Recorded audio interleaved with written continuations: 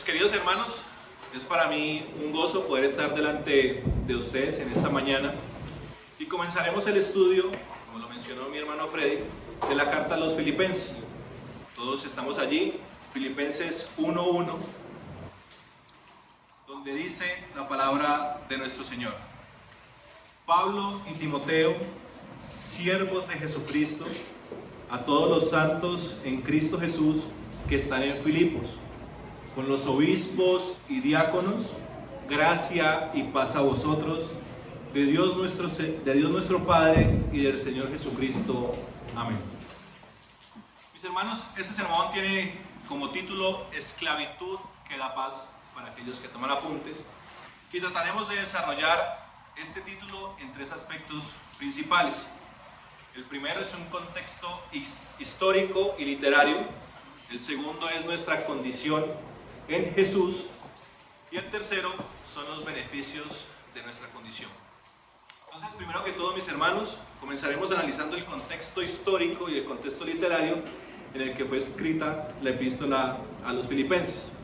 Entonces, el contexto histórico, que es el primero que vamos a analizar, nos sitúa que Filipos era una ciudad que en esa época tenía mucha importancia, tanto por el tema comercial, ya que por medio de ella pasaba una vía, que era una vía principal para el comercio, que es la vía Ignacia, que permitía que las personas que venían desde Asia Menor transitaran por Europa y llegaran hasta Grecia. Pero también en el año 365 a.C., Filipos pasó a ser una colonia romana.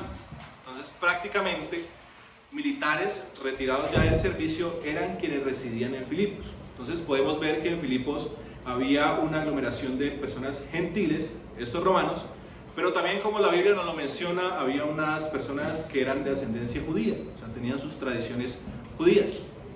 Y obviamente a quienes vivían en la ciudad de Filipos, como mencioné que era una colonia romana, pues esto les hacía merecedores de todos aquellos privilegios que tenían las personas que vivían en Roma. Estaban exentos de impuestos, permitían pues que tributaran de otras maneras, y esto pues permitía que la ciudad de Filipos fuera una ciudad en la medida de lo posible abundante en economía. Pero había el pequeño grupo de judíos, ellos se reunían, no tenían una sinagoga obviamente, entonces ellos se reunían a las afueras de la ciudad en un río, como lo vamos a ver más adelante, y Filipos fue la primera ciudad que Pablo visita cuando llega a Europa, y en medio de esa visita sienta las bases para que la iglesia de Filipos pues comience a crecer. Esta carta, según hemos podido estudiar, se escribe alrededor del año 60 después de Cristo. ¿En qué condiciones escribe Pablo esta epístola? Esta es una de las epístolas de la prisión. Pablo se encuentra preso en Roma mientras escribe esta carta a los filipenses. Entonces vemos que la condición de Pablo era preso, pero vamos a comenzar a estudiar y lo vamos a ver a lo largo de toda la epístola, que si no supiéramos que Pablo estaba preso, esto es una condición que en ningún momento Pablo hace notoria en su carta. O sea, en ese momento Pablo, por lo que escribe en esta carta, podría ser considerado uno de los hombres más felices del mundo. Pablo les escribe a los filipenses y les dice: regocijaos, he aprendido a contentarme sin importar cuál sea mi situación. Mis hermanos, esta es una epístola que solamente en esta situación nos permite comprender que Pablo disfrutaba de un contentamiento, y Pablo este contentamiento se lo va a introducir también a los filipenses y les va a decir: ustedes son partícipes de ese contentamiento que yo tengo. Mis hermanos, y eso es una realidad que para nosotros también se hace visible. El contentamiento que podía tener Pablo pese a su prisión es un contentamiento que podemos tener nosotros sin importar la condición que tengamos. Vamos, Lucas, en el libro de los Hechos, en el capítulo 16, quienes sean de Biblia rápida pueden ir y leer un poco, pero pues trataré de esbozarles más o menos lo que fue la fundación de la iglesia de Filipos, ya que Pablo y Timoteo junto a Silas llegan a Filipo, se encuentran a unas mujeres que se encuentran a la orilla del río y les predican. Entre ellas se encontraba Lidia, es como la persona que más preponderante se hace en la narración, y Lidia era una vendedora de púrpura, lo cual permitía, pues en esa época era un oficio que económicamente era muy rentable. Entonces ella hospeda a Pablo y a las demás personas que se encontraba con él, y esto permite que Pablo resida varios días en la ciudad de Filipos. Tanto así que para quienes saben la historia, para quienes no, pues les cuento, había una mujer endemoniada. Y la mujer endemoniada, pues, cada momento que veía a Pablo y que veía a las demás personas que iban con él, daba voces de quiénes eran ellos. Esto en algún momento quienes estaban y lo escuchaban lo ignoraban, pero en algún momento Pablo saca al demonio de ella, y esto hace que los propietarios de esta persona, que pues es algo notorio porque aquí hablamos de una propiedad, una persona que era esclava de alguien, y vamos a ver que el título tiene que ver con la esclavitud, pero esta persona, al ser liberado del demonio que tenía adentro, pues todas las facultades que entre comillas podía tener pierde, y quienes eran sus dueños pues buscan que Pablo y las demás personas vayan a un juicio. Esto hace que Pablo termine, como pasó muchas veces, preso, junto a Silas, junto a Timoteo, quienes estaban con él, terminan presos.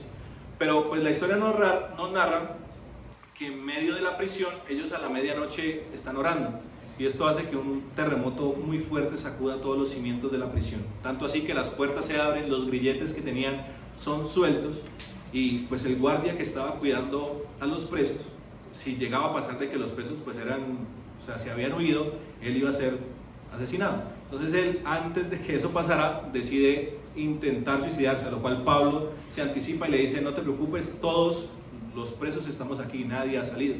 Esto hace, mis hermanos, que la persona que se encontraba custodiándolos caiga de rodillas delante de Pablo y le diga: ¿qué debo hacer para ser salvo?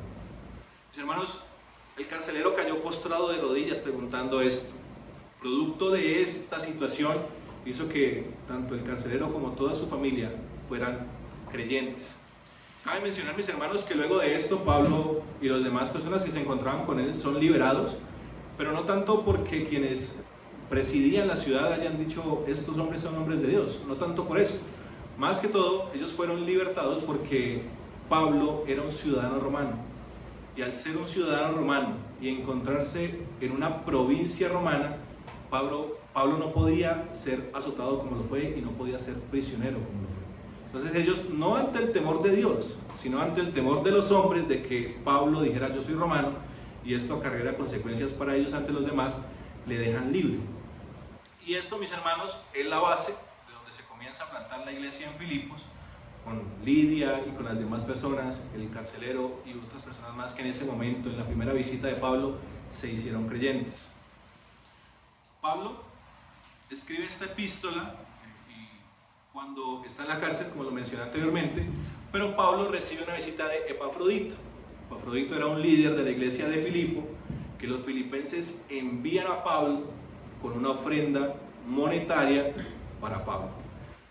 Epafrodito tuvo que caminar desde Filipos hasta Roma, y son aproximadamente 1300 kilómetros lo que él caminó para llevar una ofrenda a un siervo de Dios. Mis hermanos, para que nos hagamos una imagen, es caminar desde aquí de Palmira hasta el Cabo de la Vela. O sea, es prácticamente atravesar toda Colombia, de norte a sur.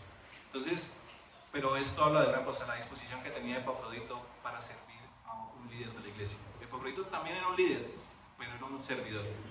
Epafrodito llega a Roma, le entrega la ofrenda a Pablo. Pablo se alegra inmensamente en su corazón, pero mientras que Epafrodito llega y Epafrodito retorna a Filipos, pasan aproximadamente unos 2 meses, mientras Epafrodito está con Pablo, porque los filipenses lo envían con la intención de que él era un líder en la iglesia, pero que vaya y sirva a Pablo mientras se encuentra en su situación en Roma. Esto hace que Epafrodito, en las providencias del Señor, enferme prácticamente a muerte. Pero esto hace que Pablo diga: regresa por favor a la iglesia y llévales esta carta de agradecimiento por la ofrenda que los filipenses le habían enviado. Epafrodito también le comenta todas las situaciones que estaba viviendo la iglesia de Filipos, tanto las positivas como las no tan agradables. Pero como Roma estaba conectada a Filipo por la vía Ignacia, lo más seguro era que también otros creyentes de Filipo hubieran llegado a Roma en el plazo de estos 2 meses y hubieran ido actualizando a Pablo de lo que pasaba con la iglesia en Filipo. Entonces Pablo, con todo esto que hemos visto, escribe su carta y la envía de nuevo a los filipenses para que ellos sepan el agradecimiento que Pablo tiene en su corazón. Mis hermanos, si esto sienta las bases del contexto histórico, que solamente lo vamos a mencionar en este sermón, porque ya a lo largo de los demás sermones que desarrollan la carta no lo vamos a mencionar, esto nos da una introducción. Y vamos también a mencionar brevemente el contexto literario. Mis hermanos, es un aspecto que me gusta resaltar porque en la época donde estamos hablando, en la cultura grecorromana, las tradiciones orales y escritas eran muy importantes, tal vez no tanto como lo son en nuestra época. Pero entonces los estudiosos se limitan a decir, y han estudiado esto para decir, de que Pablo, la carta que le escribe a los filipenses, es una carta de amistad exhortativa. ¿Y cómo es una carta de amistad exhortativa? Cabe mencionar, como lo mencioné también, la tradición escrita y oral eran importantes, pero la amistad para el mundo grecorromano también lo era muy importante. No como hoy en día, pues, que es algo más de conveniencias y cosas muy vanas, pero la amistad para los romanos, para los griegos, eran temas de debates. Los filósofos escribían libros inmensos hablando sobre la amistad. Y el trasfondo de esta amistad se basa en la voluntad de ambas partes, en el amor que tienen el uno hacia el otro. Los filipenses habían sido partícipes del Evangelio por medio de la ofrenda que le habían enviado a Pablo, pero también se habían hecho partícipes, como lo vamos a ver más adelante, en el sufrimiento mutuo por el Evangelio. Y desde Pablo podemos evidenciar que había un amor que correspondía al de los filipenses por todas las muestras de amor que vamos a ver en la carta. Ahora, mis hermanos, volvamos a leer el versículo el cual nos corresponde estudiar en esta mañana, donde dice: Pablo y Timoteo, siervos de Jesucristo, a todos los santos en Cristo Jesús que están en Filipos, con los obispos y diáconos, gracia y paz a vosotros de Dios nuestro Padre y del Señor Jesucristo. Mis hermanos, y ahora vamos a desarrollar el segundo punto de este sermón, que es donde vamos a hablar de nuestra condición en Jesús. Pablo y Timoteo son las primeras personas que menciona el apóstol en este pasaje, y nos denota claramente que el autor de la carta a los filipenses es efectivamente Pablo. Esto era una tradición muy normal en esa época, donde la persona que escribía la carta ponía primero su nombre para que quien la recibía sabía quién la había enviado. Y muchos se preguntan el por qué aparece Timoteo. Algunos mencionan una coautoría, de que Timoteo también es escritor de esta epístola, pero mis hermanos, nuestra postura es que Timoteo aparece en esta mención porque Timoteo es un siervo de Pablo. Timoteo le está ayudando a Pablo, y posiblemente al estar Pablo encarcelado, es Timoteo quien escucha la palabra que dice Pablo y escribe la carta. Entonces, posiblemente este es el por qué Timoteo aparece mencionado en esta carta. Timoteo sirve de la persona que escribe, y el manuscrito es enviado a los filipenses. Es de destacar, como lo mencioné anteriormente, que la actitud de Pablo durante toda la carta a los filipenses en ningún momento denota una actitud de una persona que está privada de la libertad. Por el contrario, la carta a los filipenses es una carta en la que podemos ver el corazón de Pablo de una manera que no suele verse en otras epístolas. Y por obvias razones. Pablo más adelante deja claro que en su corazón solo hay emociones de alegría, gozo y amor hacia los integrantes de Filipo. Continúa el pasaje Pablo y se denomina a sí mismo y a Timoteo como siervos de Jesucristo. Y es algo llamativo, mis hermanos, ya que solamente en 3 de las 13 epístolas Pablo deja de lado su título de apóstol y se menciona a sí mismo como siervo. Y esta palabra siervo tiene su raíz en el griego douloi, que traducido correctamente sería algo más cercano a esclavo. Entonces, no está mal decir que Pablo se presenta a sí mismo como un esclavo, y presenta también a Timoteo como esclavos de Jesucristo. Y esto denota, mis hermanos, una condición y una forma de vivir que Pablo quiere remarcar ante los filipenses, y que más adelante también les menciona el por qué él se hace a sí mismo esclavo, siguiendo el ejemplo de quién. Pablo evidencia de que él vivía a la imagen de alguien. Vamos a ver más adelante de quién vivía Pablo a la imagen. Mis hermanos, y si bien es cierto que nuestra percepción de la esclavitud puede estar un poco manchada por la esclavitud racial que se vivió en América en el descubrimiento, Para las personas que recibían esta carta en este contexto no había algo más diferente. Para ellos la esclavitud la asociaban a términos de mansedumbre, a términos de humildad, a términos de servicio. No eran las mismas condiciones que tenía un esclavo racial, son condiciones totalmente diferentes. Por eso los invito a que de nuestra mente salga un poco, cuando yo mencione la palabra esclavo, nuestra denotación de esclavo racial y va más hacia un esclavo que vivía para hacer lo que su amo le decía. Pero un esclavo es una persona que no puede decidir por sí mismo, debido a que su vida no le pertenece. Lo único que puede hacer un esclavo es cumplir la voluntad de su amo, ya que solo vive para complacerle. Y así debemos vivir nosotros, mis hermanos, buscando siempre la complacencia de nuestro Señor con cada uno de nuestros actos. Pero aquí encontramos la mayor paradoja del universo entero, y es que nunca, mis hermanos, nunca en la historia existió una esclavitud que otorgara tanta libertad como la esclavitud en Cristo. El ser esclavos en Cristo nos hace libres de la condenación eterna, y además ningún esclavo en la historia llegó a tener un mejor amo y un mejor propietario que el que tenemos en Cristo Jesús. Mis hermanos, pero cabe mencionar que la palabra siervo, esclavo, solamente se menciona una vez más en esta epístola, y nos da un poco de luz del por qué Pablo se refiere a sí mismo como un siervo, poniendo por ejemplo a Cristo, esperando que los filipenses y que nosotros, mis hermanos, vivamos a la imagen de esta actitud. Vamos todos un poquito más adelante a Filipenses 2:5,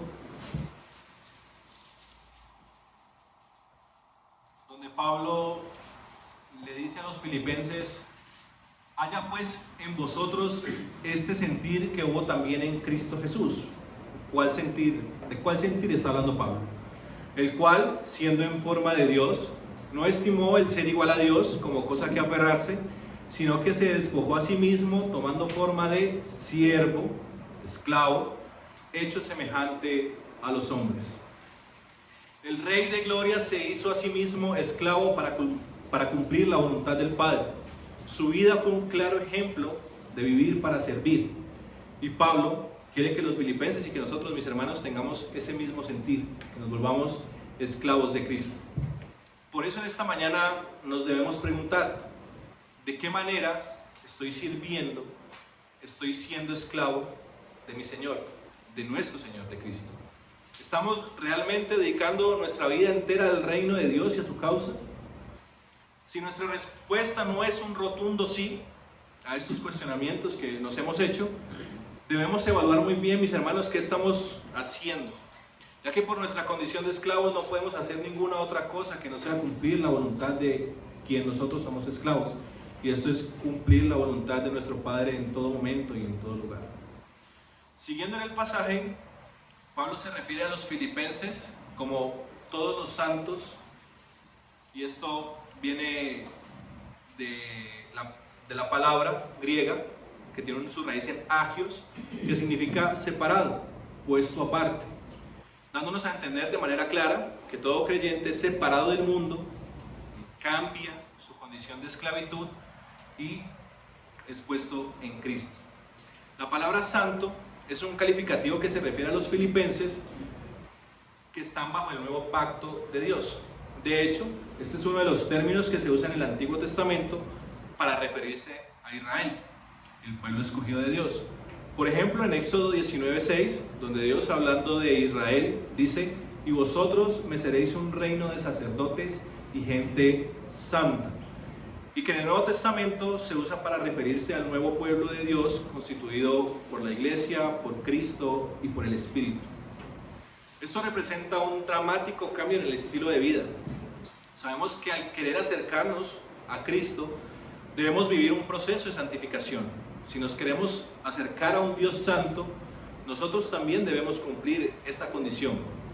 Claro está que no es una condición que nosotros mismos podamos cumplir en nuestras fuerzas. Nosotros somos santos que continuamos pecando, pero viviendo en la esperanza de la obra de Dios en nosotros. Porque el mismo Pablo en esta epístola le dice a los filipenses en 1:6, estando persuadido de esto, que el que comenzó en vosotros la buena obra, la perfeccionará hasta el día de Cristo. Cuán esperanzador, mis hermanos, es para nuestras almas que podamos descansar en Cristo sabiendo que Él hará la obra que nosotros humanamente no podemos hacer. Que el proceso de santificación comienza y termina en Cristo. Y Él es un Dios perfecto, por lo cual no hay cosas que queden a medias.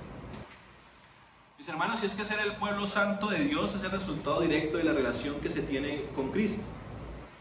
Pablo menciona y se refiere a los filipenses como todos los santos en Cristo Jesús.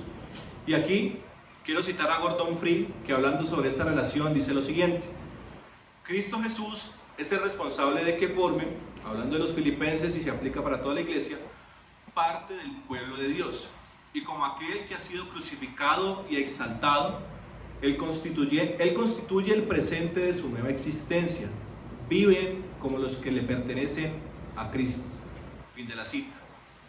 Aquí encontramos una relación directa, mis hermanos, entre las dos palabras que ha usado Pablo para definir a los creyentes.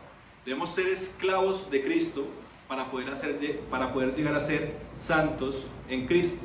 Porque antes de Cristo antes de que Cristo nos comprara, nosotros estábamos en la misma condición de aquellos que están en el mundo. Porque clara es la palabra cuando dice: vosotros sois de vuestro padre el diablo y las obras de vuestro padre hacéis. Pero en el momento en que somos llamados a vida por la muerte y por la resurrección de Cristo, ya no servimos más al pecado, como lo menciona Pablo, sino que ahora estamos bajo el poder de Cristo y lo servimos a Él. Continuamos con a todos los santos en Cristo Jesús que están en Filipos, con los obispos y diáconos. Aquí Pablo menciona a toda la iglesia como una misma. Destaca a los obispos y diáconos, pero no como aquellos que están por encima de la iglesia, sino aquellos que están junto a la iglesia. Porque obviamente los obispos y los diáconos prácticamente todos están bajo la misma categoría. Servían en la iglesia, algunos con la predicación, algunos con el servicio de las viudas, pero todos se dedicaban al servicio. Y esto Pablo lo menciona no para ponerlos por encima de la iglesia, sino para destacar su labor, sabiendo que también ellos pertenecen a la iglesia y que su labor, pese a que están con todos, es de destacar. Mis hermanos, y ahora pasaremos a desarrollar el último punto de este sermón: la recompensa de nuestra esclavitud. En el versículo 2, allí mismo, podemos leer: gracia y paz a vosotros, de Dios nuestro Padre y del Señor Jesucristo. Algunos expertos concuerdan que una traducción más exacta, una traducción más literal de este pasaje sería: gracia a vosotros y paz, cambiando el lugar del vosotros. Esto partiendo de que lo que Pablo realiza en este saludo que está haciendo es la combinación de dos saludos que se usaban en esa época. Está usando el saludo griego, que es charis, mencionando la gracia, y está usando el saludo judío en el shalom, mencionándose acerca de la paz. Y eso toma un poco más sentido, mis hermanos, cuando evidenciamos que la gracia de Dios y de Cristo es lo que el pueblo recibe y la paz es el resultado de este regalo. Permítame citar a William Hendrickson, que hablando sobre la gracia y la paz de Dios dice: la gracia, es decir, el espontáneo e inmerecido favor de Dios en acción, el don de su soberana, gratuita e infinita bondad en operación. Y la paz, o sea, la convicción de la reconciliación mediante la sangre de la cruz. Una verdadera abundancia y plenitud espiritual. Fin de la cita. Gracia, mis hermanos. Gracia es la palabra que resume el Evangelio. La suma de la actividad de Dios hacia el ser humano se encuentra en la palabra gracia, ya que por medio de Cristo Dios se ha entregado de forma abundante y generosa a su pueblo. No merecíamos nada, en nuestras fuerzas no podemos lograr nada, pero a Dios en su gracia le ha placido darnos todo. Es de destacar que solo los creyentes, como menciona Pablo, son aquellos que pueden acceder a la gracia de Dios, y sabemos que la gracia es un favor inmerecido de Dios hacia su pueblo. Pero cabe mencionar que la gracia a la que Pablo está haciendo mención en estos pasajes no es una gracia salvífica. Vamos a ver que hay dos tipos de gracia, pero la que menciona Pablo no es una gracia salvífica, porque por lo que Pablo menciona anteriormente, tenemos bases para decir de que los filipenses ya eran cristianos, los filipenses ya creían, por lo cual la gracia salvífica ya había obrado en sus vidas. Entonces, la gracia a la que Pablo está mencionando en este pasaje es una diferente. La gracia a la cual Pablo está hablando es una gracia desbordante, es la gracia que hace parte de la vida cristiana en el que el mismo Pablo menciona en su carta a los Romanos, cuando dice: por quien tenemos entrada por la fe a esta gracia, en la cual estamos firmes y nos gloriamos en la esperanza de la gloria de Dios. Juan también menciona esta gracia en su Evangelio, en el capítulo 1, en el versículo 16, cuando dice: porque de su plenitud tomamos todos, y gracia sobre gracia. Y podemos evidenciar que esta gracia es la misma que Pablo, es la misma que Juan está mencionando, es una gracia que actúa en nosotros en nuestro diario vivir. Es una gracia que, mis hermanos, debe crecer, porque también Pedro menciona que la gracia y la paz sean multiplicadas en el conocimiento de Dios y en nuestro Señor Jesucristo. Entonces ahora la pregunta sería, ¿cómo hacemos para que la gracia que menciona Pablo, que menciona Juan, y que a la que también hace mención Pedro, crezca en nosotros día a día?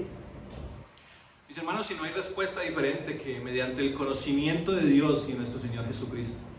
Esto no solo puede ser logrado por medio de la lectura diaria de la palabra, sino que también tenemos que recurrir a todos los medios de gracia que el Señor nos ha dado. La oración, su lectura, la comunión entre los hermanos. Todos estos son los medios que Dios nos ha provisto para que la gracia, mis hermanos, esa gracia de la cual Pablo está hablando, crezca en nosotros día a día. Yo creo que son muchas las situaciones diarias en las que, si hacemos memoria, podemos decir: Dios me ha brindado su gracia diaria, donde pese a que nuestras fuerzas no pueden, encontramos fuerzas en Cristo y seguimos adelante.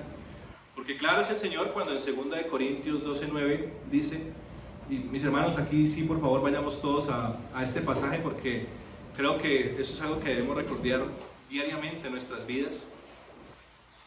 Aquí Pablo, en 2 Corintios 12:9, dice: y me ha dicho. ¿Quién? El Señor mismo le ha dicho a Pablo: y me ha dicho, bástate mi gracia, porque mi poder se perfecciona en la debilidad. Por tanto, de buena gana me gloriaré en mis debilidades, para que repose sobre mí el poder de Cristo.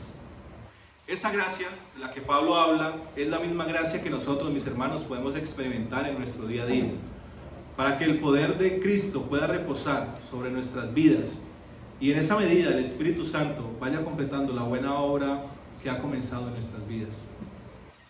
Pablo comienza y termina su escrito a los filipenses con el mismo deseo. Al final de la carta menciona: la gracia de nuestro Señor Jesucristo sea con todos vosotros. Que este deseo, mis hermanos, sea el que abunde en nuestros corazones, al igual que abundó en el de Pablo. Que la gracia de nuestro Señor sobreabunde en cada uno de nuestros corazones. Ahora pasaremos a ver el segundo deseo de Pablo para los filipenses, y es: gracia y paz a vosotros. Pablo desea que todo cristiano pueda experimentar la paz de Dios. Y mis hermanos, al igual que sucede con la gracia, Pablo aquí está mencionando la paz de Dios y no la paz para con Dios. Es totalmente diferente. La paz para con Dios, como lo voy a tratar de explicar, hay dos tipos de paz. Y una es la paz objetiva y la otra es la paz subjetiva. En el momento en que Cristo fue a la cruz y pagó por los pecados de sus escogidos, permitió que todos aquellos cuyo nombre ha sido escrito en la vida y cuyas vidas han sido llamadas para salvación, tengan paz para con Dios. Y esto es la paz objetiva. Así como el mismo Pablo lo menciona en Romanos 5, donde dice: justificados pues por la fe tenemos paz para con Dios por medio de nuestro Señor Jesucristo. Entonces, la paz para con Dios es que ya no somos merecedores de su ira y ahora somos llamados hijos suyos. Pero como lo evidenciamos también al igual que la gracia, esto era una condición que ya había obrado en la vida de los filipenses. Entonces ahora pasamos a la paz subjetiva, y es la paz de Dios. Esta paz a la que Pablo se refiere es una paz diaria. es poder experimentar la tranquilidad interior del corazón. Es una calma interior sobrenatural. Es una serenidad personal que proviene de saber que Dios está al control de todas las circunstancias y permite que todas las cosas que suceden nos ayuden para bien, para que cada día nos podamos parecer más y más a Cristo. El creyente, mis hermanos, y esto aplica en la vida de ustedes y también en la vida, no enfrentaremos una situación en nuestra vida que no esté bajo el soberano control de Dios. Pablo, en esta misma carta, hablando sobre esta paz, le menciona a los filipenses que esta es una paz que sobrepasa todo entendimiento, guarda el corazón y los pensamientos del creyente en Cristo Jesús. Por lo cual esta paz es necesaria, mis hermanos, para que día a día nuestro corazón sea guardado ante los ataques del enemigo y ante las situaciones que la sociedad nos plantea, para que no podamos ser engañados. Esto habla de nuestro continuo caminar. La relación que existe entre la gracia y la paz es importante. No hay paz hasta que la gracia se experimenta. Es por eso que Pablo menciona primero la gracia y luego menciona la paz. La gracia de Dios prepara el camino para que la paz de Dios fluya hacia nuestros corazones. Ahora miremos la última parte del versículo 2, donde Pablo dice: de Dios nuestro Padre y del Señor Jesucristo. Y aquí Pablo describe la fuente de toda gracia y de toda paz. Mis hermanos, no hay gracia fuera de Dios, y está claro que mucho menos habrá paz para aquellos que se encuentran lejos de nuestro Señor Jesucristo. Notemos que la fuente de gracia y de paz es doble. Estas bendiciones provienen tanto de Dios, el Padre, como de nuestro Señor Jesucristo. En ellos encontramos una fuente constante de gracia y paz que llega a cada creyente en su máxima medida. Aquí está la gracia suficiente de Dios para la vida cristiana. Aquí está la abundancia de paz para nuestras atribuladas almas. Nunca, mis hermanos, como lo mencioné anteriormente, vamos a enfrentar una prueba que la gracia y la paz de Dios no nos permitan soportar. En este saludo, Pablo, está contenida la provisión abundante de Dios que Dios prometió satisfacer para todas nuestras necesidades. Ni nuestra mayor dificultad puede agotar los recursos inagotables de Dios. Hay mucha más gracia y paz para sostenernos a lo largo de nuestras vidas de la que podemos llegar a necesitar, mis hermanos. Pero esto no sucede espontáneamente. Esto implica que tanto tú como yo nos valgamos de los medios de gracia. Debemos leer, debemos estudiar la palabra de Dios, debemos conocer y grabar en nuestros corazones cada verdad que es puesta en la Biblia. Debemos poner nuestros ojos en lo celestial y no en lo terrenal. Debemos adorar a Dios ante su trono de gracia.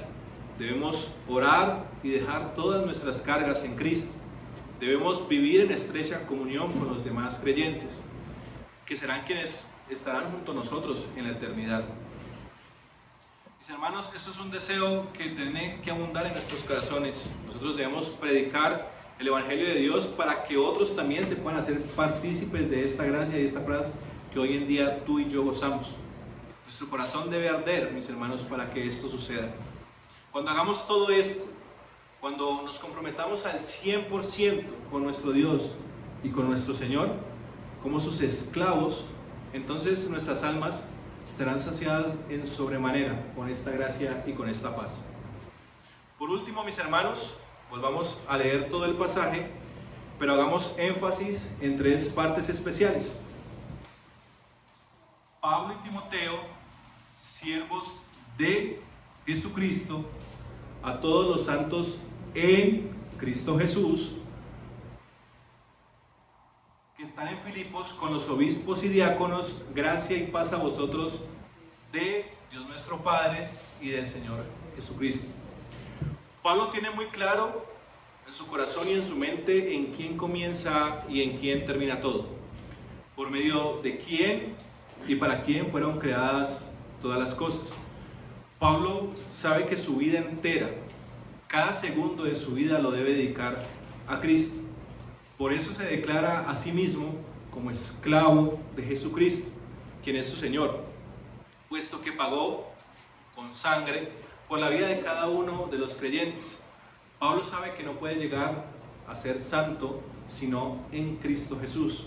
Porque si no estamos en Cristo, no puede obrar el proceso de santificación por medio del Espíritu Santo en nuestras vidas. Y mis hermanos, quiero de este pasaje resaltar dos aplicaciones. Y la primera, te hablo a ti, querido amigo, que nos visitas en este día por primera vez, o que llevas días escuchando la predicación de la palabra, pero no has decidido vivir como un esclavo de Cristo. Esa sensación de libertad que sientes es totalmente falsa. No eres libre como te hacen creer, sino que, como la Biblia lo dice claramente, eres esclavo del pecado y no hay consecuencia diferente para el pecado que el castigo eterno. Tu padre en estos momentos es el diablo y es engañador por naturaleza. Haga que normalices tu pecado de tal manera que creas que vivir de esa manera es lo correcto. En los momentos de completa soledad, cuando tu corazón busque paz, no la podrá hallar, porque eso es un privilegio, como lo acabamos de ver, que solamente los hijos de Dios pueden disfrutar.